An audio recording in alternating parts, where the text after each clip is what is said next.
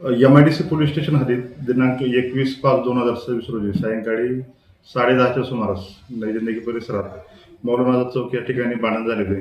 त्यामध्ये जखमी मुस्तफा शेख व फरहान टुमके असे होते.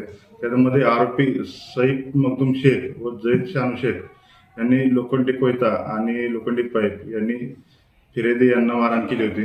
त्यामध्ये फिर्यादी जखमी होऊन सिव्हिल हॉस्पिटल ॲडमिट झाले होते. त्यामध्ये MIDC पोलीस स्टेशन या ठिकाणी MIDC पोलीस स्टेशन शिआर नंबर 503/2026 भारतीय न्याय संहिता कलम 118(1) व इतर प्रमाणे गुन्हे दाखल होते.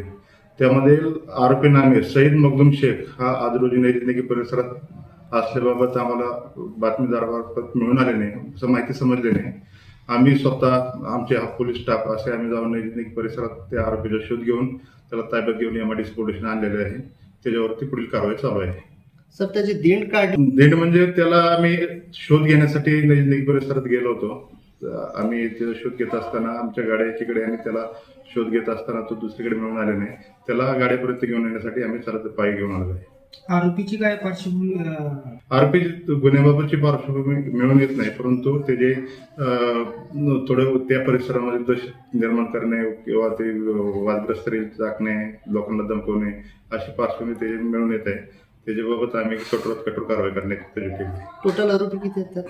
त्यामध्ये 2 आरोपी आहेत, सईद मखदूम शेख आणि जैद शानू शेख असे दोन्ही आरोपी आहेत. दोन्ही आरोपी मिळून आलेले आहेत.